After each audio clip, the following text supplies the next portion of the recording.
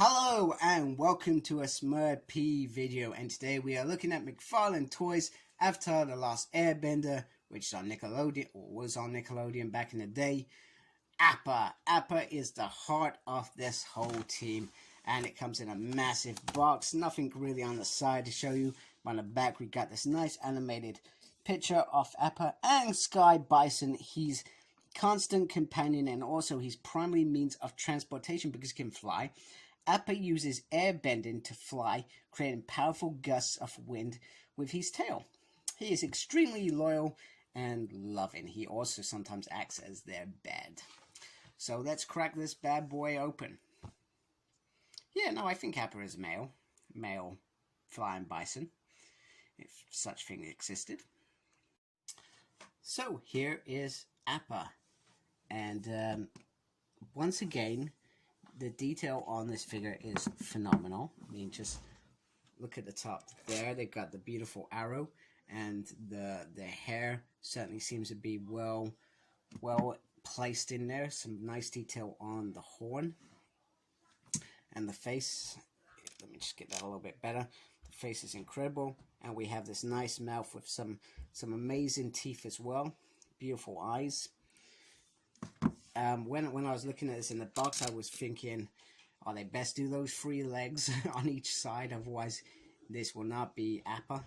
And they do look very nice, and even the detail on in there as well is very cool.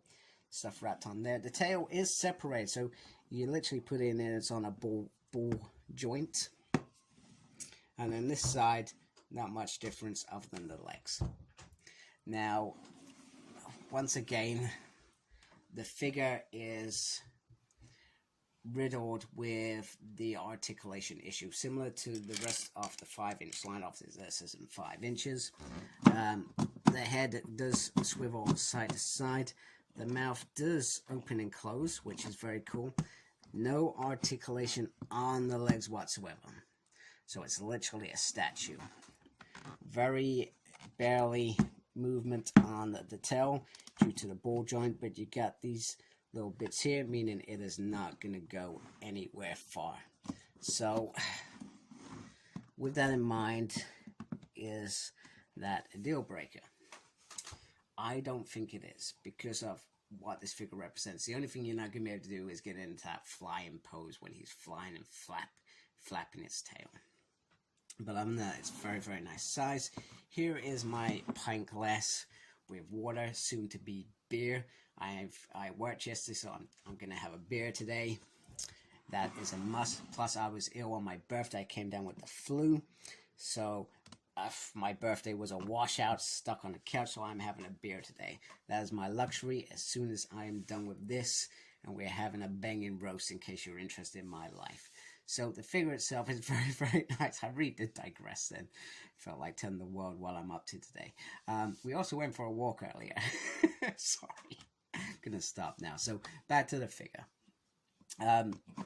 Very cool. And I feel like this is all you need with the figures you've got. So I'm gonna get those figures, because the next bit is probably, I guess, the deal breaker for me in terms of, is this figure a success or not?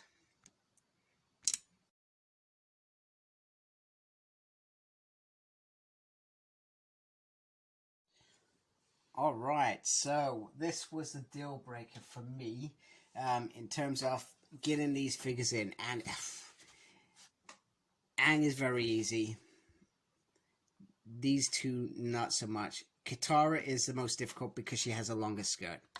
And trying to even get her in there was a struggle. However, Sokka is certainly adaptable if you bring the legs out to the side, etc., just to get him in there. And like I said, it's far from, I think, what I would have preferred. I mean, perhaps if this bit, you were able to take this bit off, it would have worked a little bit better, because then you could have just sat her in there for those moments that she's in there. But maybe we'll get a figure later down the line that can go in there, perhaps with fabric rather than the rubber, which restricts all movement whatsoever. But so not really Aang's fault, not really Appa's fault, to be honest with you, because the capability for Aang to sit on the shoulders like this, which he usually does, and for the two to be in there, there is enough room for two figures in my mind. It's just not been created. The figures haven't been created to work with this figure rather than the other way around, if that makes sense. So, but other than that, Appa is a cool figure. If you're really into Avatar The Last Bender, you've got to have Appa in there, because these kids are nothing without Appa. Now, one thing I'm going to say now, Momo, the little monkey creature. I think he's called Momo or Momo. I'm sure it's Momo. Anyway, it doesn't matter. I'm sure it matters to you if you're watching it. So I apologize if I've offended you for not saying Moma, Monkey Man name properly. I felt with this whole line that monkey has been missing completely, that they haven't found a way to get that figure into this first wave. Now I know there's probably definitely got to be a second wave at some point, because there are lots of characters out there, and there are lots of times that these guys are wearing different stuff or doing different moves, so I'm hoping that stuff happens as well. But for now, we don't have that figure, and I'm gonna do, I'm telling you this up front, I'm doing Aang with Glider, and I already know that figure is not in there, so the team's not complete at all. And McFarlane could give us a little bit more to make these figures a little bit better. But other than that, Appa is a great addition to this. Articulation wise, let down, but the fact that this is a 20 quid piece of art is amazing. You know, I've got to give kudos. This is a heavy figure as well. It's a solid figure. 20 quid.